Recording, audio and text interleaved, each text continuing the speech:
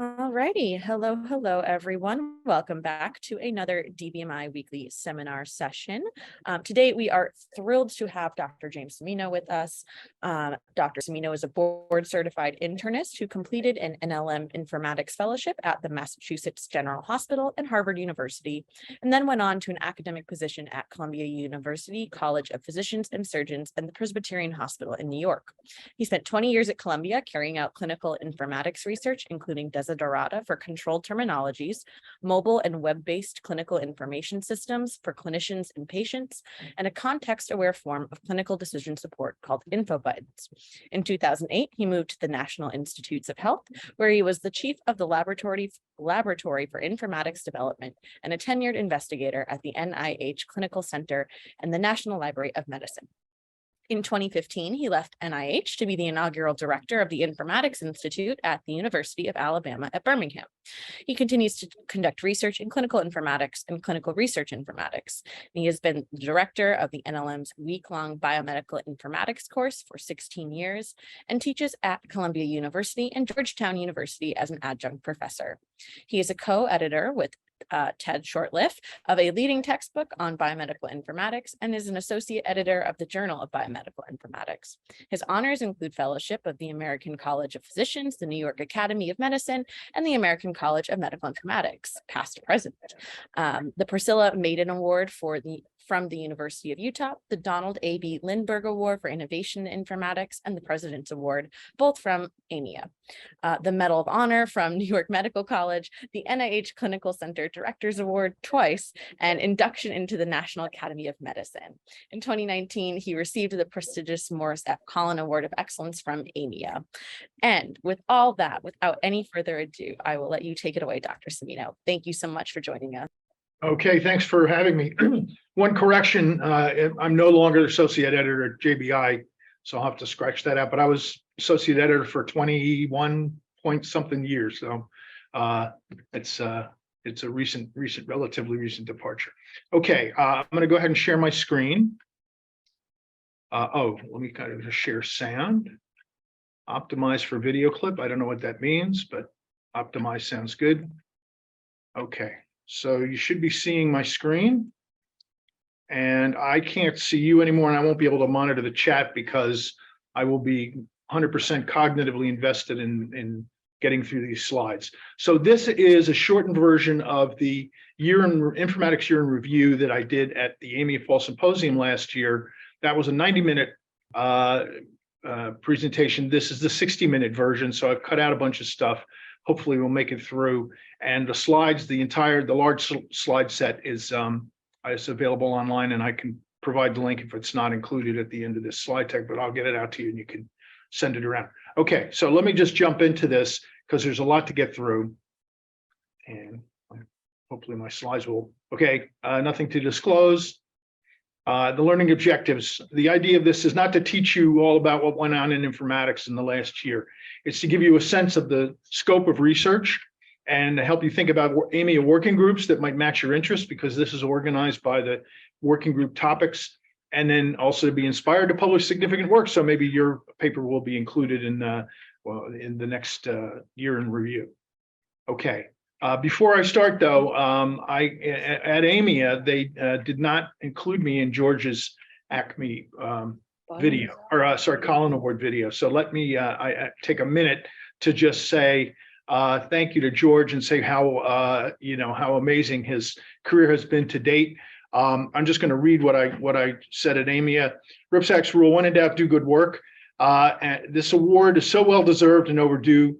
George was a powerhouse from the beginning. In 1988, when we were not the Department of Biomedical Informatics or even the Department of Medical Informatics, we were the Center for Medical Informatics. And the rest of us were thinking linearly with languages like COBOL and PL1 and MUMPS. And George was thinking about everything, everywhere, all at once, using a language called APL. You should look that up if you don't know what that is. He took Paul Clayton's idea of decision support from the HELP system, and along with Clement McDonald's idea of alerts from the Gopher system and a number of earlier other approaches around the country and Europe, he taught himself how to develop national standards, and he built the ASTM standard called the Ardent Syntax, which is still in use today. He's continued to do great things with Odyssey and DBMI and the people in it. And I learned a huge amount from George. He really taught me how to think logically. Now, he didn't sit down and teach me, but I learned through observation and learned how he worked through things, and thinking about all the possible permutations to see connections, make clear that when the impossible things are cleared out of the way, what's left are the probable ones. Everything I did at DBMI was successful because of George. Largely because I often get to bounce ideas off him and sometimes even rubber bands back in the early days. And he taught me that doing good work is the best way forward, and that everything else will follow. The Collin Award was overdue, but also maybe premature, because we're going to see what George does next now that he's unburdened with the chairmanship. Okay, so I needed to get that off my chest. Thank you. All right, so what am I going to do? The working groups, the AMIA working groups, are asked to nominate papers. I picked the interesting ones, so they picked the best ones. I picked the ones that would be easiest to present or most interesting to present. I asked the authors for audiovisual material if they had it, and this talk is just a guided tour of the slides and the papers. I can't get into much detail, but I want to give you some of the color background for some of these things, and then you can go and read the papers yourselves. For the things you're interested in. And in the end, I'll try to make sense of it all. I'll talk a little bit about the process and the acknowledgments at the end. Okay, so the way these slides are going to look, the first slide will have the title and the journal, and then the first author and the senior author and one or more institutions, and then some summary points. So every slide hopefully will be oriented. It's going to look like that. And then I'll add more slides where appropriate, with interesting observations, visual materials, summaries. I also have some honorable mentions from the working groups. So I tried to pick the best one from each working group. All right, so education working group, in order to talk about their papers, I want to give a little sort of layout for how I think about education and informatics. So we can, one is the context. So we can teach about something. So when we teach about informatics education, we do things like Introduction to Informatics. And there were 2 papers that fell into that category. And by way of analogy, I'm going to pick something not informatics that you could teach about or that's involved in education. So ethanol. So you can teach about the biochemistry or the pharmacology or ethanol addiction. You can just teach about those. Then you can also train to use. So there's also informatics education, but now we're not just saying, here's what informatics is about. We actually teach you to use things like PubMed and BLAST and electronic health records. There were 2 papers that fell into that category. The ethanol analogy is mixology, where you learn how to make drinks with alcohol. Okay, the next education context, also informatics education, is professional development. And so now we're teaching people to become informaticians, to build the next PubMed or BLAST, or be able to teach informatics and so on. And that can be master's degree, PhD, fellowships. There were 4 papers. They submitted a lot of papers, 4 papers that fell into that category. And of course, in ethanol too, you could get a PhD in pharmacology or addiction medicine and what have you. And then finally, we can teach using the thing. So using informatics, now instead of informatics education, is education informatics. And so you can have things like simulation, gamification. We're actually using informatics tools in the process of teaching. You might be teaching informatics with those tools, or you might be teaching something else. And there was 1 paper that fell in that category. And you say, well, what about alcohol? How do you use alcohol to teach? Well, evening seminars sometimes are lubricated with alcohol. Okay, so professional development. There was a paper by, are they here? Shenson Eisenberg at Stanford University on engaging house staff as informatics collaborators, educational and operational opportunities, applied clinical informatics. So what they did was they engaged house staff to help them with system improvement, the EHR, and other systems that they were using. So it became an educational process for them as they did various projects, but it also improved the system. And they developed a house staff-led IT council for effective engagement. They had 5 co-chairs, 50 members, 15 projects, touched 3,000 staff members. It's amazing to think that house officers could be that involved in something when they're so busy just trying to get through their residencies.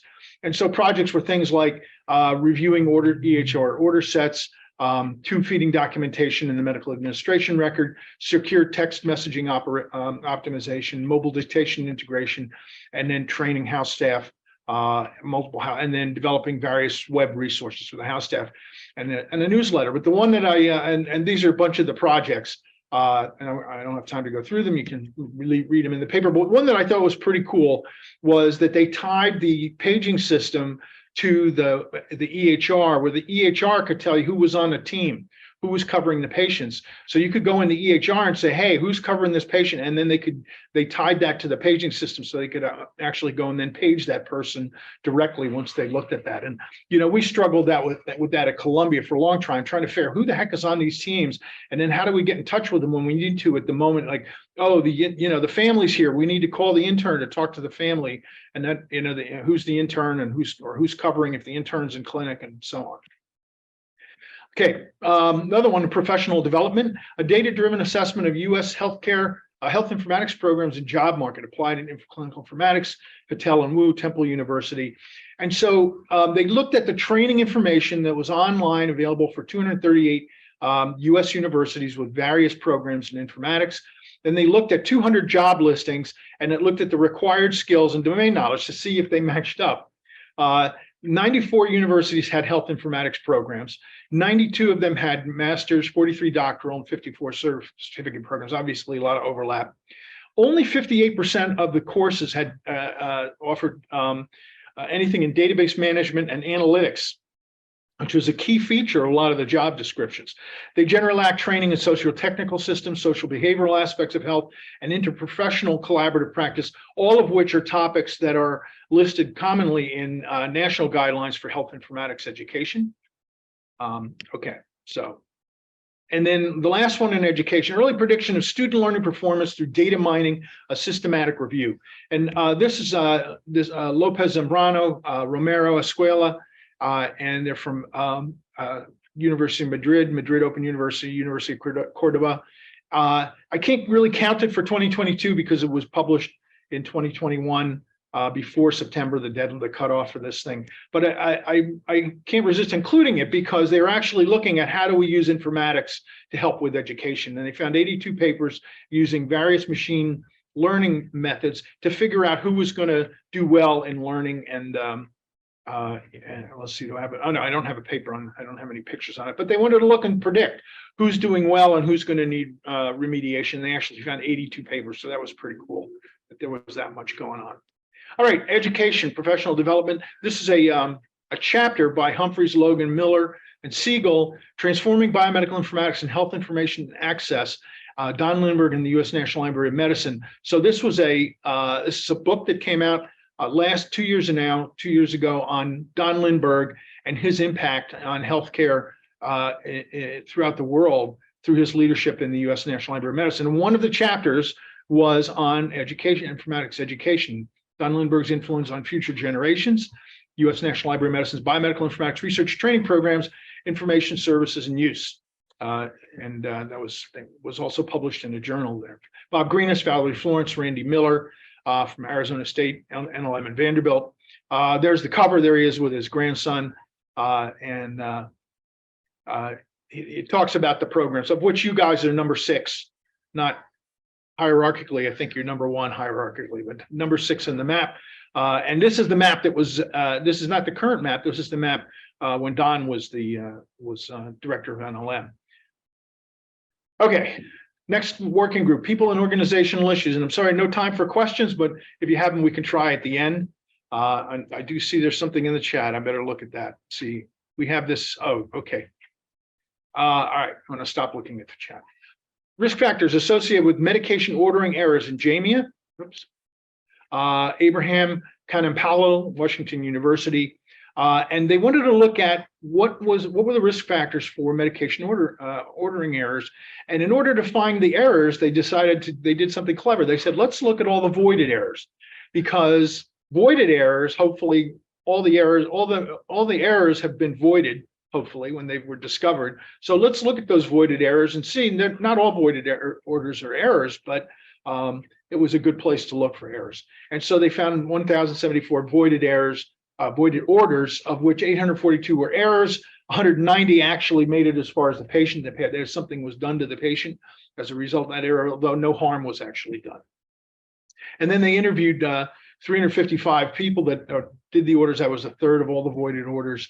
And they used the systems engineering initiative for patient safety to organize the reasons for the errors. And so just as an example, somebody's canceling an order, they can select one of these items from the list and say order on wrong encounter, what have you. Okay, so they looked at this this framework, technology, cognitive, social, environmental, organizational, and then they looked at the major causes in each area. So CPOE usability, or negligence, or interruptions, or high clinician workload, and you can go to this paper and look at the details. But it was a very nice way to break down the causes for medication errors. Pharmacoinformatics, another working group.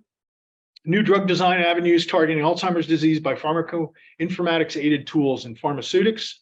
Aru Ramirez at University Católica de Mali in Chile and University of Limerick in Ireland. And they wanted to look at the task of drug repurposing. And how could you take information about a drug and the drug-to-drug interaction and say, listen, this drug affects this part of the body, this ligand. How does a drug that's similar affect that ligand? Or is there, if there's another drug or another ligand that's similar, could we use that same drug? They used a number of pharmacoinformatics tools for visualization, and I know no time to go into all the details of it, but they looked at, they sort of laid these things out and said, okay, what things are close to each other in these graphs, and can we draw some analogies to how they might interact? And then they used some of these tools, and I couldn't resist. They sent me this video. So look on the left, there's a molecule being sucked up into another molecule. In the middle, another molecule moving around. And then on the right is a membrane, and those are molecules that are interacting with receptors on the membrane surface, and eventually they get sucked into the membrane. All right. Clinical research informatics, clinical subphenotypes in COVID-19, derivation, validation, prediction, temporal patterns, interaction with social determinants of health, NPJ, digital medicine, Sue and Wang, and others at Weill Cornell Medicine. And if we all know about the pandemic. All of us in informatics should be aware that EHRs are being brought to bear to pull information about patients with this disease to better understand how drugs work, what the course of the disease is. And so we divide people into phenotypes and groups. We say, well, okay, these people have severe disease, and these people have mild disease, and these people have post-COVID, and so on. And it's not like they have a label on their head that, or there's a test that goes, yes, you have this one or this one or this one. It's usually a collection of factors, and there's a lot of overlap. So trying to figure out, for instance, who has long COVID when we don't have a test for it is particularly difficult. But even trying to figure out who has mild COVID versus severe COVID, looking in the EHR, you can't tell. It doesn't label it that way. You're like, well, this guy's in the ICU and he's on pressors and he's on a ventilator. He must have severe COVID. No, he might have an asymptomatic positive test, and he's in there for something else that put him on a ventilator. So you can't. It's very hard to tell. So they used routinely collected data in the EHR and used machine learning, and their unsupervised machine learning came up with 4 phenotypes. It's really fascinating how they did this. So 4 phenotypes, and they looked at biomarkers, that is things that were going on with the patient, and comorbidity, specifically diseases.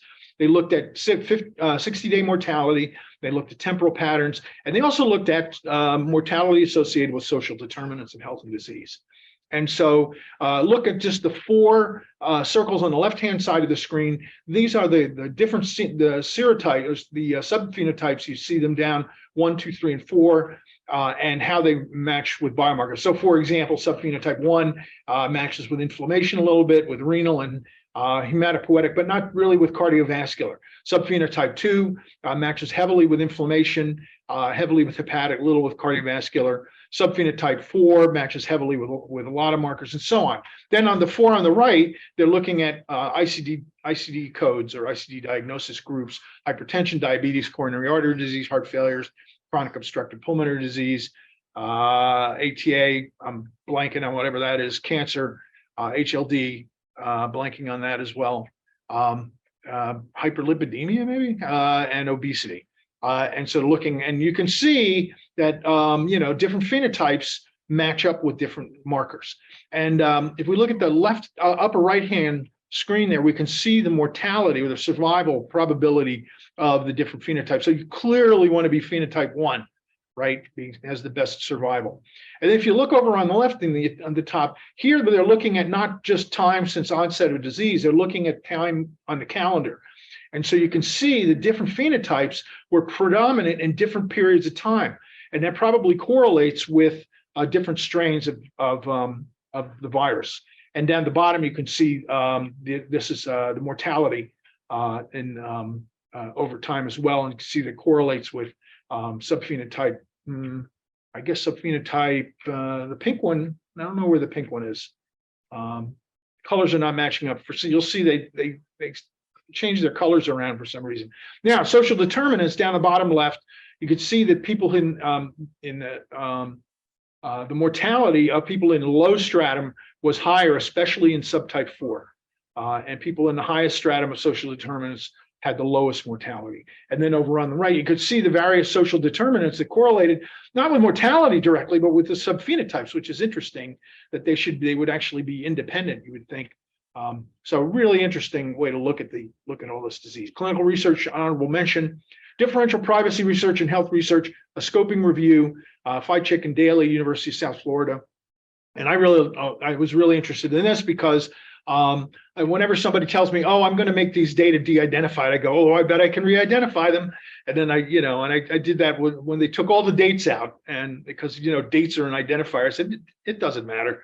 Take the dates out, I can still re-identify it. And I showed that you could do that. So they wanted to look at how you use various statistical queries to sort of perturb the results enough so that you can't tell who somebody is through adding random noise to the method. And I just thought it was cool that how many publications there are in 2020, 1,673 publications looking at differential privacy. So I thought that was pretty cool. Clinical research, another honorable mention, design and implementation of integrated data model to support clinical and translational research administration. And so, oops. And that was Wood and Campion at Cornell Medical Center. And they basically were looking at a different aspect of biomedical informatics as applied to clinical research, but not to the research process, but to the administration of a grant. And I'll just leave it at that because we got to move on. Nursing informatics, use of machine learning to transform complex standardized nursing care plan data into meaningful research variables. A palliative care example, Machiera and Keenan, University of Florida College of Nursing. And what they did was they looked at nursing care plans that have diagnoses coded in NANDA, the North American Nursing Diagnosis Association, outcomes in the nursing outcomes classification, and interventions and nurses interventions classification, and there are potentially 331 billion permutations of those. So if you want to do research on, for instance, on outcomes, you want to be able to group them into various groups and various permutations together. And so they want to look at what were the sort of natural mappings of those things. So they want to map those to in this case, to a research framework for palliative care. This is an example of a nursing plan over on the left. You can see the different aspects, and then how they break down. So we've got one of them is death anxiety. The nursing outcome is anxiety level, and nursing intervention is active listening. So those three things then could be grouped together to be a research variable. And then this just looks at how they group those into various categories. Again, no time to go into it. I'm actually got to start talking faster, believe it or not. Another little bit of background before I get into the next one, Friedman's fundamental theorem. Chuck Friedman published the fundamental theorem of biomedical informatics in AMIA in 2009. Basically this, okay, human plus computer is greater than human. And that's why we're all here, supposedly, in informatics. I have a different way of looking at it, which is to err is human, and a computer is required to really screw things up. But that's my take on it. All right, we're going to come back to that. Combining human and machine intelligence for clinical trial eligibility querying in AMIA. And this is Fang and Wang at Columbia University. And I know at least Chun Hua's on, so I can let her tell you about it, but we don't have time.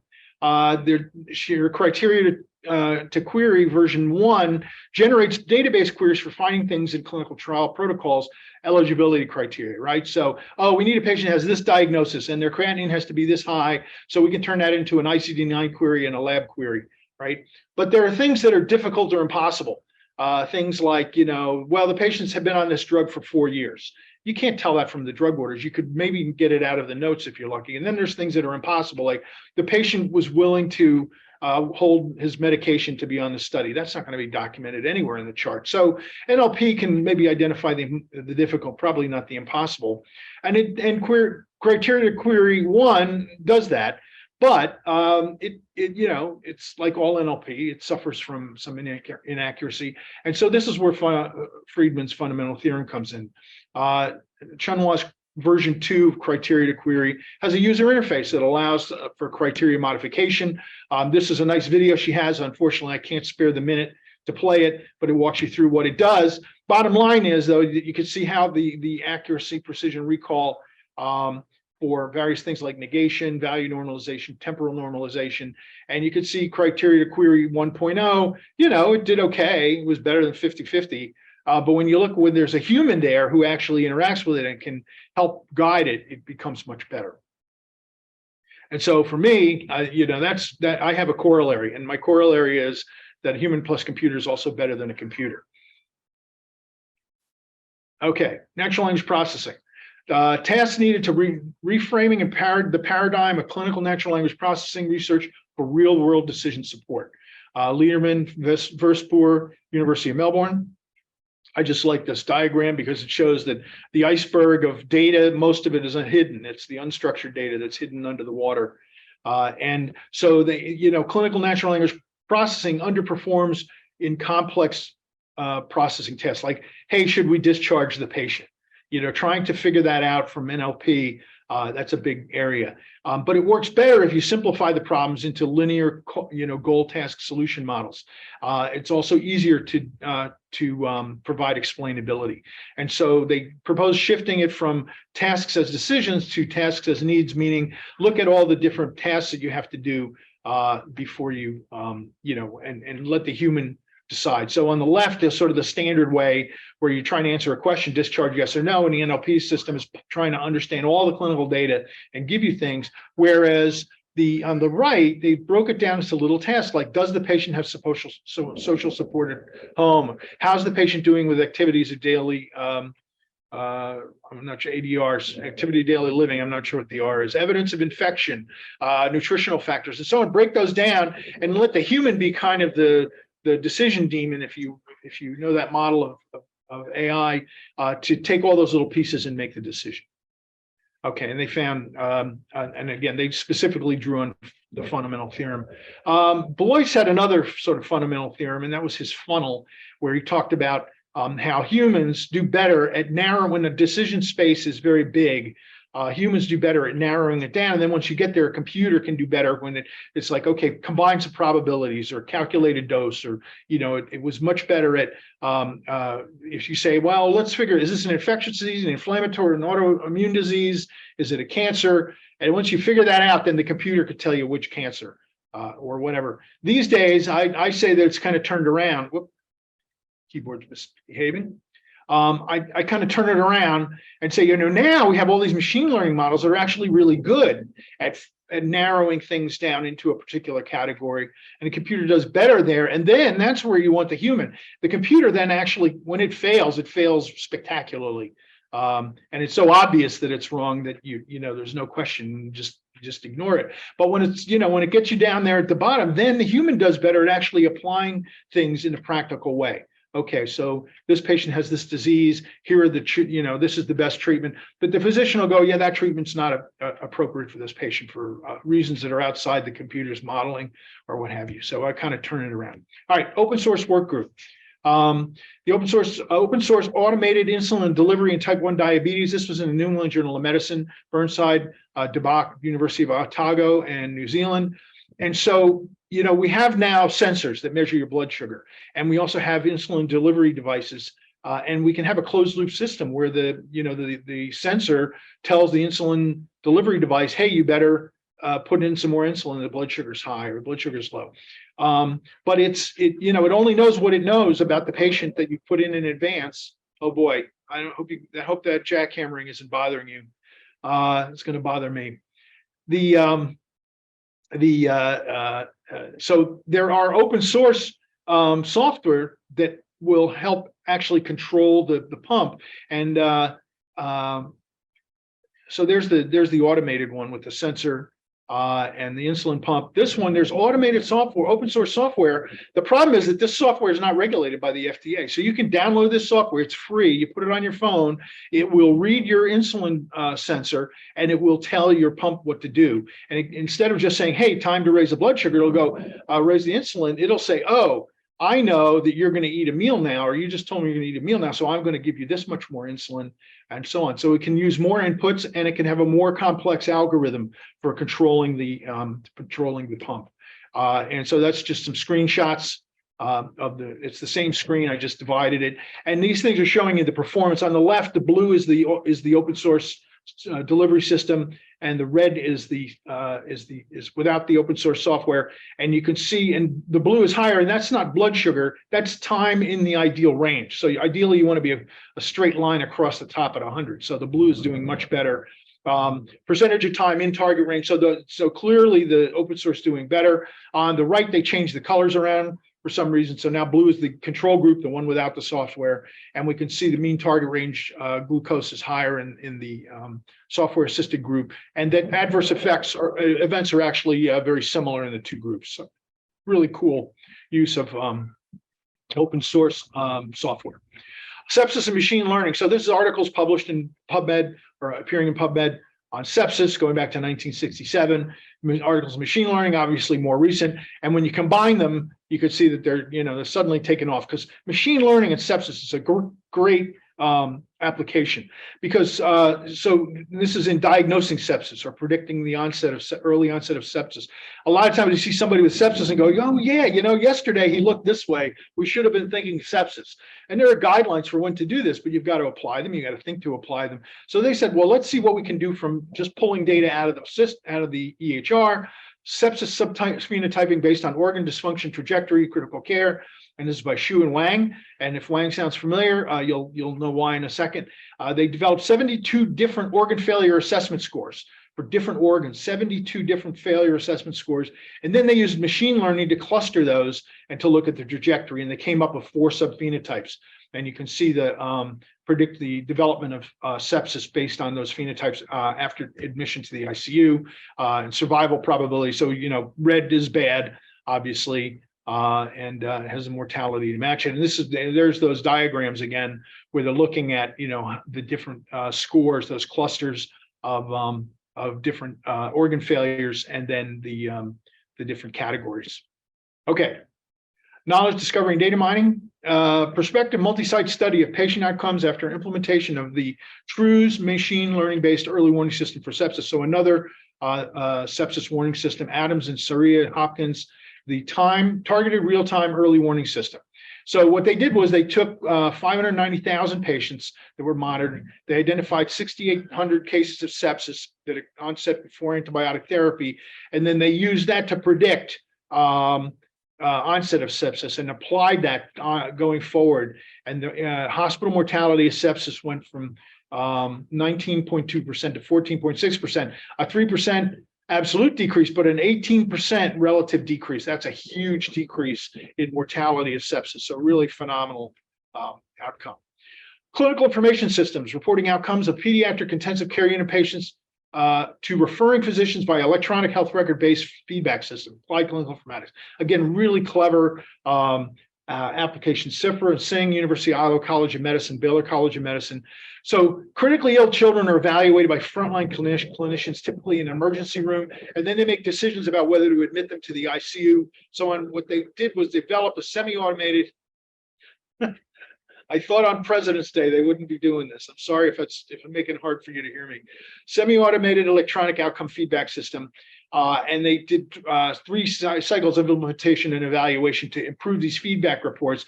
And basically what they did was they say, hey, doc, remember that patient you sent to the ICU? Good thing you sent them, because it turned out he had XYZ. Or, hey, you remember that patient you wanted it? And we said, no, well, here's what happened to him. So they showed that they could do this. And the system had an excellent systems usability score.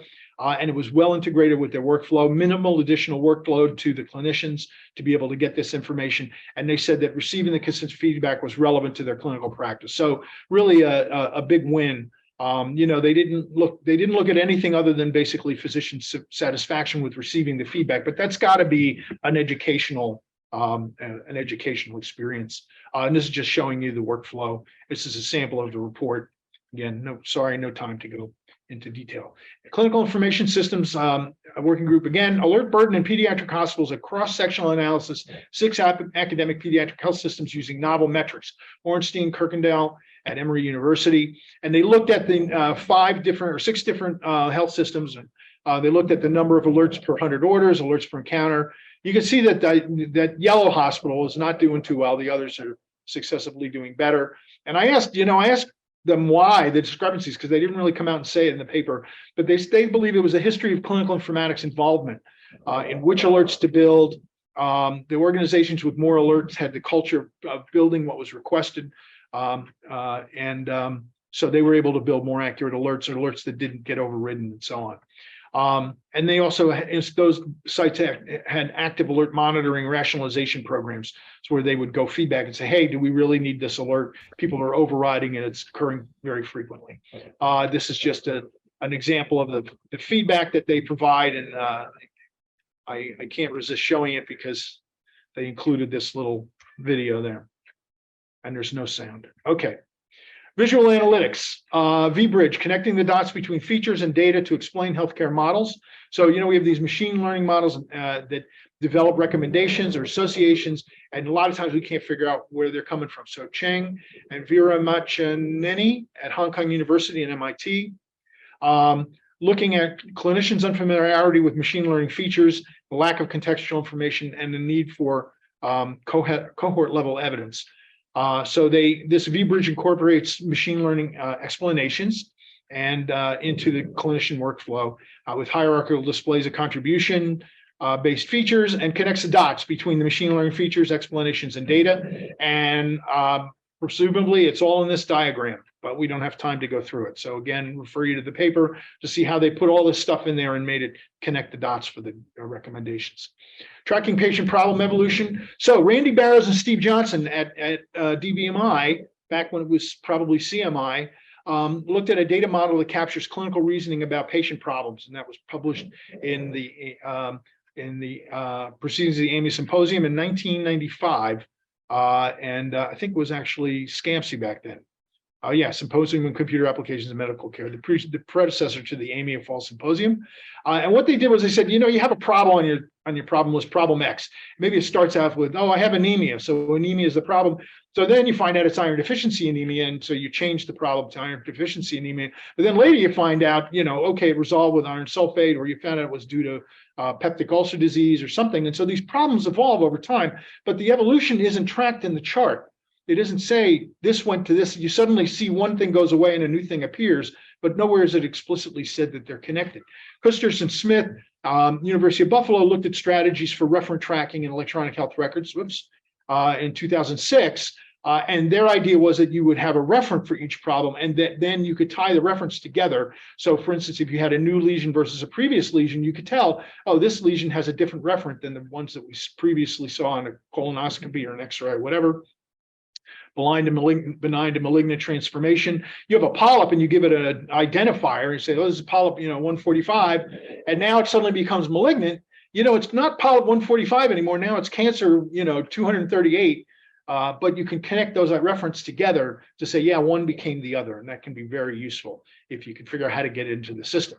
And so, it helps you tell whether a disease is a new incidence of a disease or so. And if you have errors, you could go back and fix the errors and go, this problem isn't really that, it was something else. Let's go back in the EHR. So they created these Windenagame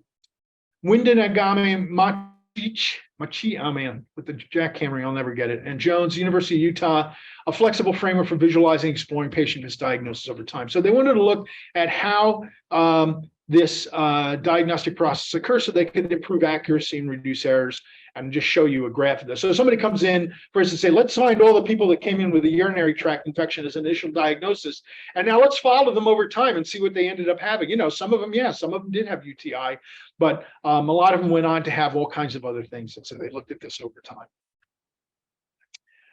All right, clinical collaboration to improve clinical decision support, the Clickbusters Initiative. Jamie, this is McCoy and Wright and others at Vanderbilt University. They developed a 10-step process for reviewing alerts to minimize unnecessary firing.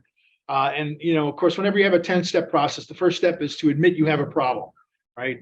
Well, they were looking at 488,000 alerts firing per week, so they had a problem.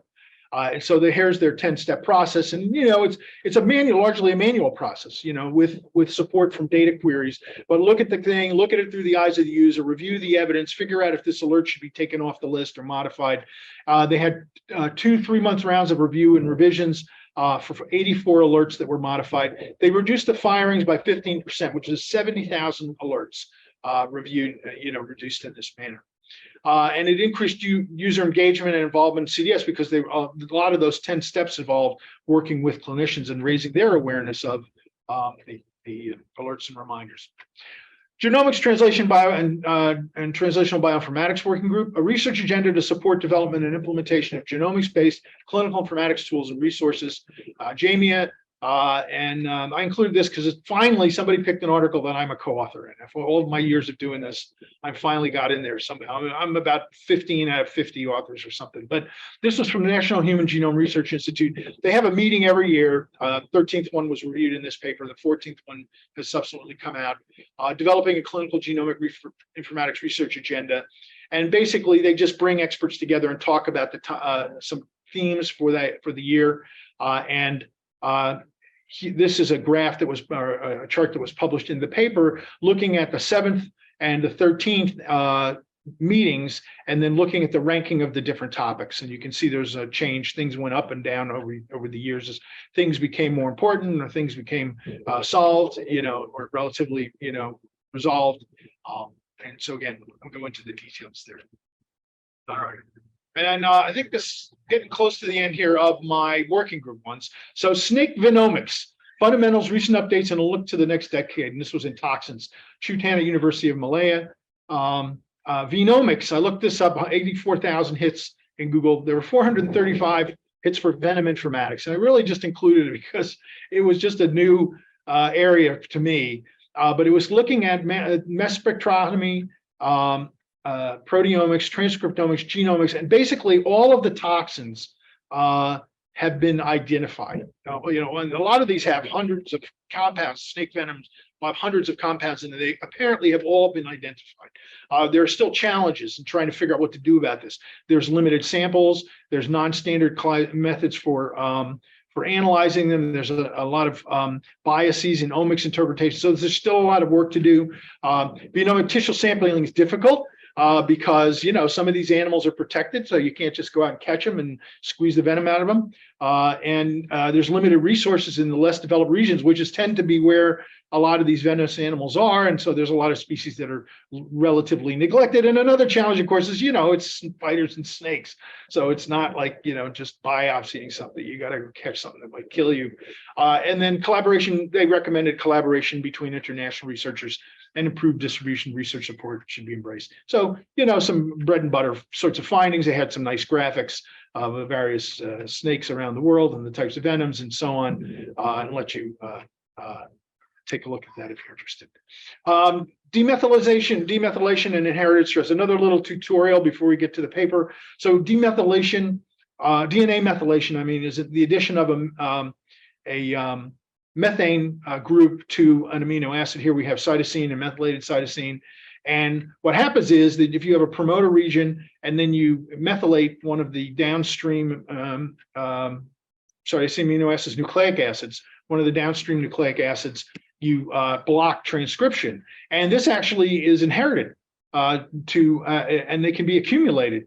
And so you start adding these up and people, these things passed on to generations can end up affecting your genetics generations down the way, and they're cumulative. And it turns out stress can do this, and that means that if you have a population that is constantly stressed, they will tend to produce these things. So it's a significant finding. And so here that was the background. So here's the paper.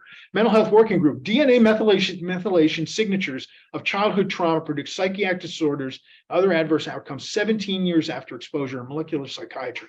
Vanderord and Vandenoord, Virginia Commonwealth University. Childhood trauma, not a surprise, linked to adverse outcomes persisting into adulthood. Longitudinal studies to predict the psychiatric disorders and other outcomes they showed were related to methylation changes. So they said, if you have kids that have had this problem have methylation changes, and then they go on to have, and those were recorded, from samples taken at the time of the trauma, and they show that the more methylation changes you have, the more psychiatric disorders you have. So here's the assays and the participants and how long they followed them. And it predicted depression, externalizing problems, nicotine dependence, alcohol use disorder, all sorts of things. Here's the really interesting part. The predictive power could not be explained by the trauma, demographic variables, or continuation of the predictive problems from childhood to adulthood. None of those predicted the future psychiatric disorders, but the methylation did. So potentially a novel clinical biomarker for the assessment of trauma-related health risks, not just psychiatric, but of course all sorts of things, and cumulative over time. So for instance, the populations, socially deprived populations, for instance, that have additional stress. All right, I think this is the last group, consumer health informatics, challenge to debunking health misinformation in dynamic social media. So the idea is, can we, Morale and Drake, University of Calgary, can we see this misinformation on the web, can we counteract it? Can we, somebody says something stupid on the internet, can we counteract it and help? And so they looked at various ways that they could do that, and they weren't looking really at arguing with somebody. They created arguments, maybe they took some actual ones, but then they showed it to people to see if it changed, if they were able to influence their interpretation of the information.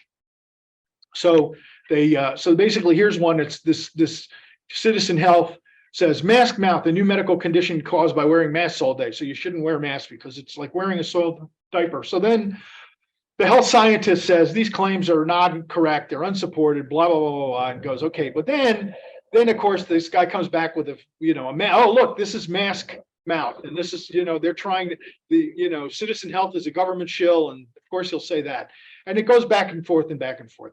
Of course, misinformation had a negative impact on attitudes and intention. Initial debunking improved attitudes and intentions, but once it goes back and forth, further false claims kind of wash it out, and people go, gee, I don't know what to think anymore. So it turns out that these extended exposures, we can try to weaken their beliefs in them, but it's a tough problem. Okay, and that's just an XKCD cartoon. Okay, consumer health, honorable mention. I am going to skip this because I need to guide you. We've run out of time. Somehow I gave this talk without the part about George. I did this here at UAB, and I got through everything. So what I'm going to do is the last few minutes, I'm going to show you the sort of the overlapping themes, but I'm not going to talk about the papers very much, except where I just simply can't resist. So I looked at different overlapping themes. One of them was documentation, and we have AMIA has a 25x5 task group force that's supposed to try to decrease documentation burden to 25% of its current level of 5 years. And so a bunch of papers, you can see the 25 cent pieces there, a bunch of papers in that area, and I won't talk about those, fortunately. Another work group is the Diversity, Equity, and Inclusion Task Force, and so they had they submitted some papers, and I'll talk about those in a minute. But the Consumer Informatics Working Group and the Education Working Group submitted papers that fell into this category, and I think I talked about one of them. The Education Working Group one was looking at nurturing diversity and inclusion in AI and biomedicine through a virtual summer program for high school students, and Oskotsky and Sirota at UCSF. Basically, they enrolled students across the country to increase their awareness, understanding of artificial intelligence and the sort of the job opportunities, the educational opportunities, and so on. They targeted high school students with underrepresented backgrounds, and it was all done virtually because of the pandemic. They did some lectures and coding, they did some hands-on things. So they really, a summer program where they really gave them a feel for what this was about. And the graphs kind of this is the diversity of the students, but the graphs kind of say it all. It's sort of like before, how did you feel about these various things? I know ways AI can benefit my community. I know about careers and people that have used AI. So blue is the pre and yellow is the post, and left is, low and right is high. And you can see all these different parameters they looked at got better over the course of this summer. So very gratifying. Knowledge discovery and data mining working group also had a diversity, equity, and inclusion paper, and that was on recognizing race in medical imaging. So I can't resist. Just show you the picture. So they said, can we tell the race? So this is a de-identified X-ray, but could we tell somebody's race from this X-ray? And it turns out machine learning algorithms can. And when they try to figure out, well, what is it they're looking at? Are they looking at bone density? Or looking at comorbidities? And they did various things, like they blocked out, they enhanced various areas of the graph, or they blocked out certain areas that they thought might be predictive. They could not tell what the features were that were doing this. And so the fact is, it happens, it's not related to body mass index, bone density, breast density. It's not related to anatomic region or frequency. So what that means is that if we try to eliminate this behavior from AI systems, when it's undesirable, I mean, we might want to do this, but if we're trying to keep things anonymous and we don't want to reveal somebody's race, it's going to be difficult until we understand better how to, add noise to some of this so that can't be done. All right, Diversity, Equity, and Inclusion Committee had a whole bunch of things. Some of them overlapped with documentation. And so I'm going to talk about the two documentation ones very quickly. Transgender data collection in electronic health records, current concepts and issues, Kronk and Karnofsky at Yale University. Over 1 million transgender people living in the US, 33% report negative experiences, which seems really low to me, unless a lot of people just don't go to a healthcare provider. Data representation in electronic health records is often an issue on pitfalls and recommendations for sex and gender related data conditions. So they talk to medical students to see, how comfortable are you or knowledgeable are you about this? They talk to patients. How often do you have, negative experiences, and how much time is spent in training related to LGBTQ education? So, of course, found a lot of deficiencies. And one of the problems was just documenting in the record. How do you document somebody, gender preference or gender, so they have a one-step method. Do you consider yourself transgender? Yes, no. And if the answer is yes, then you pick something else. And if it's no, then I guess you ask them the gender at birth. And then there's a two-step method where it's what is your gender identity, and then what was your assigned gender at birth, to try to get, capture the dimensionality of this. Okay, then natural language processing. They also looked at documentation and diversity, equity, and inclusion, and they were looking at social determinants in lung cancer patients. Yu and Wu from University of Florida, and of course, social determinants very important in outcomes in all sorts of diseases, and cancer is one of them. And they wanted to look and see how well were things documented. And gender, alcohol use, drug use, marital status, those are heavily represented. Things like employment status, social cohesion, financial constraints, relatively poorly documented. All right, and Women in Informatics is another task force, and they had a bunch of things and they pretty much all overlapped. The papers they recommended all overlapped with diversity, equity, and inclusion. And I'm just going to have to.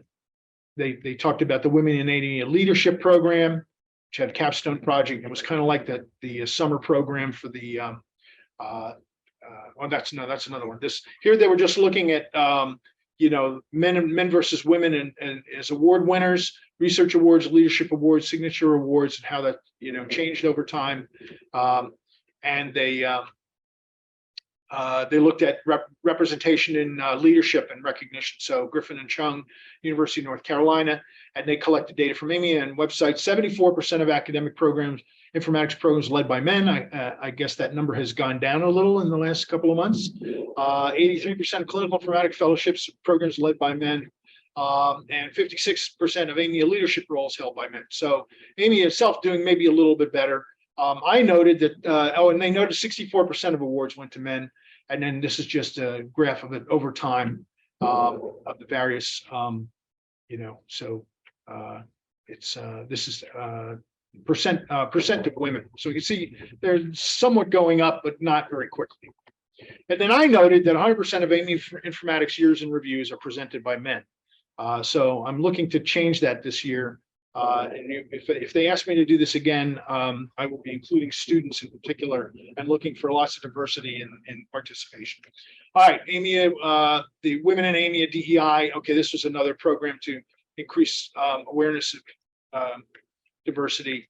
And I'm just running out of time here, and I want to get to the end here. Unfortunately, this is another one looking at increasing awareness of opportunities. Because it was another overlap, and that was ethics. And there's an ethics, legal, and social issues working group. They had a paper that looked at patient consent preferences.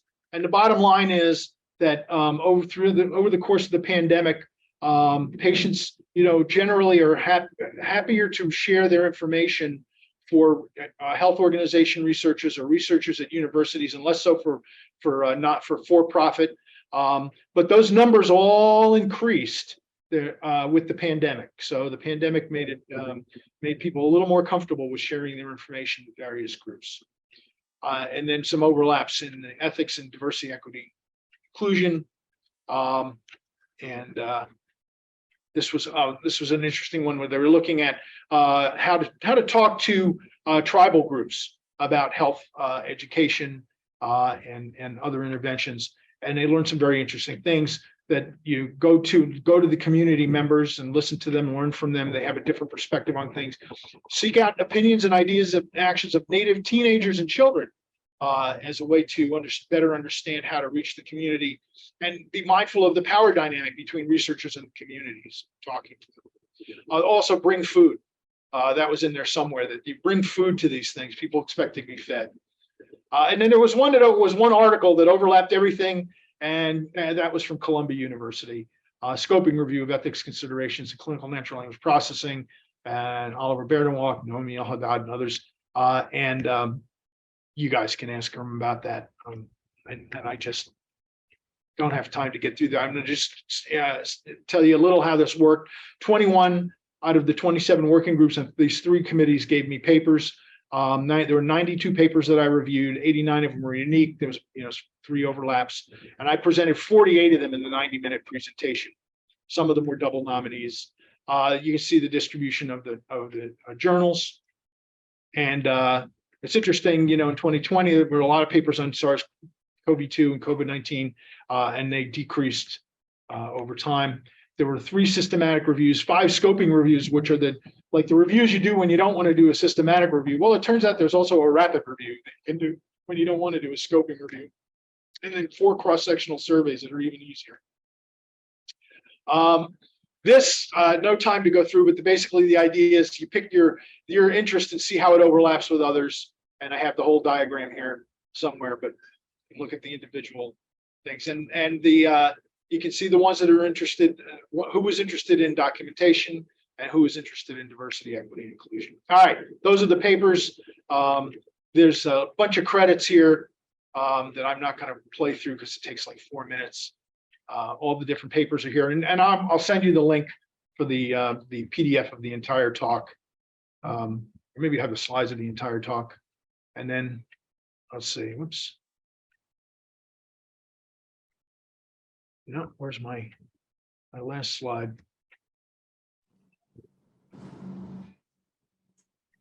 I don't know what my slides are doing.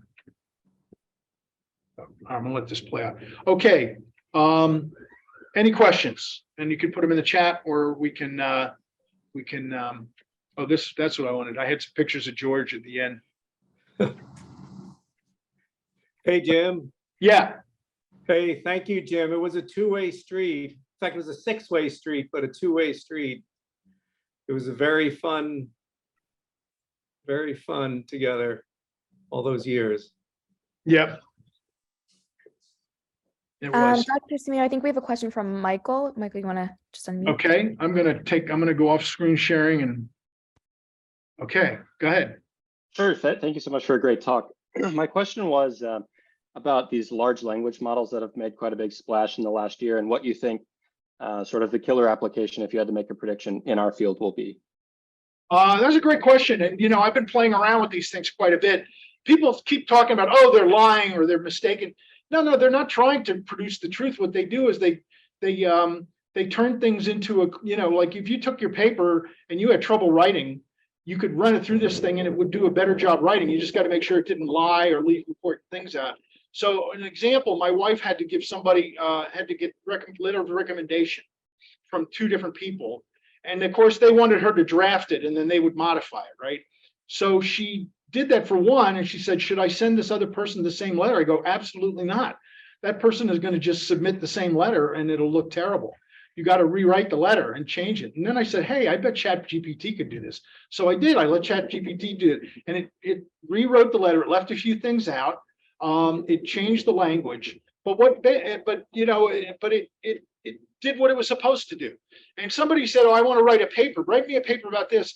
And it wrote the paper, and there were like 5 citations. The citations were all made up. They all looked real. They had like even real people that you go, oh, I didn't know he wrote about that. But you go, what journal is that? And then you find out, no, these are completely made up citations. But what it was a roadmap or a guide to say, hey, you want to write a paper about this? Here's how you need to lay out your argument. Here's how you need to structure your paragraphs. Here's how you need to structure your sentences.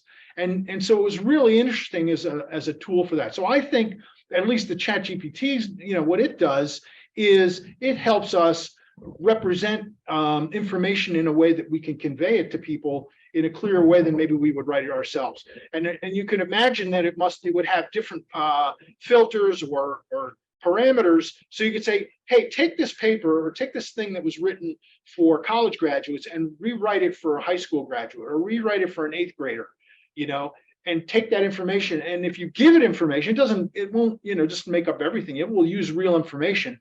So I think we can use it to help us take information and convey it in a way that's going to make sense to people. So I think, what if you put a medical record in there and said, tell me about this patient's diabetes? What could it do in terms of finding, oh, well, here's when the diabetes started, and then here was a blood test, and then they put him on this drug because this blood test showed this thing. You could imagine a model like that being able to pull things together. It would need some knowledge about how to relate these things, but it could actually get that knowledge from machine learning, right? It could figure out, look, everybody that has diabetes gets a hemoglobin A1C that's abnormal. So that clearly has something to do with diabetes. So let's use that in our knowledge model for figuring out what tests are relevant. So I just want to acknowledge, I know we are at time. Dr. Cimino, if you can stick around for a few minutes. I saw a couple of hands. I think there's one right now that's raised. Sure. But I know if people have to go, feel free to jump off. But if you wouldn't mind sticking around just to take these last few, that'd be great. Sure. So this is sort of related to what you were just talking about. And early on, you were talking about education, like predicting who's going to struggle and who's going to need, remediation. I just wondered if you could talk a little bit more about that. And then I also wondered if there's any potential to kind of maybe optimize or individualize education. I don't know if it's in the context of just medicine or, yeah. Well, so I, that particular paper, I don't remember what they found particularly, but you could imagine that, you have a lot of material from people who are in an educational process. In this case, they were using, I think they were using notes that they wrote from patient visits, observations. So whatever material you have for patients from the students, for instance, their exams, right? The answer to exam questions, their class notes, their emails that they write, the chats and things that they do in the course of the education.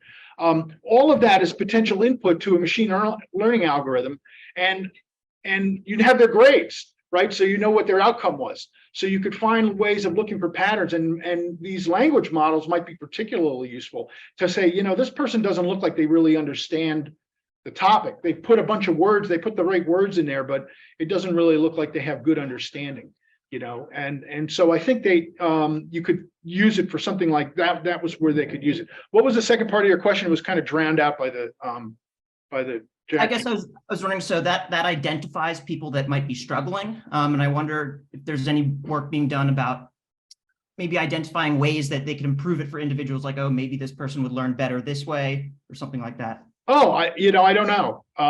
It's not an area of expertise for me, and they didn't talk about that in that paper, but you could certainly imagine that. that if you develop, for instance, some remediation, you could apply that and see if it made a change.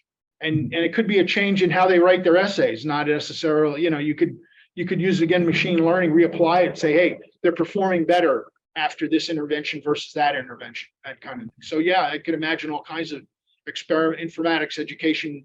I don't think there's enough use of informatics in education. There's a lot more that could be done. Thank you. Another question?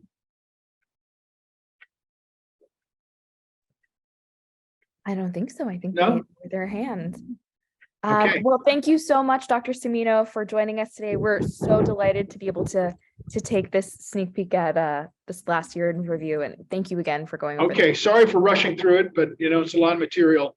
Hopefully, Not at though, all. people got a roadmap for getting through the slides. I put the link in the chat, and maybe you could send it out to people Yes. who dropped off before I put it out there. So, Awesome. And if anyone wants to revisit, remember that this will be posted online as well. So feel free to check that out there too. Thank you Okay. so much. All right, thanks for your attention. Take care. Have a good one. Okay.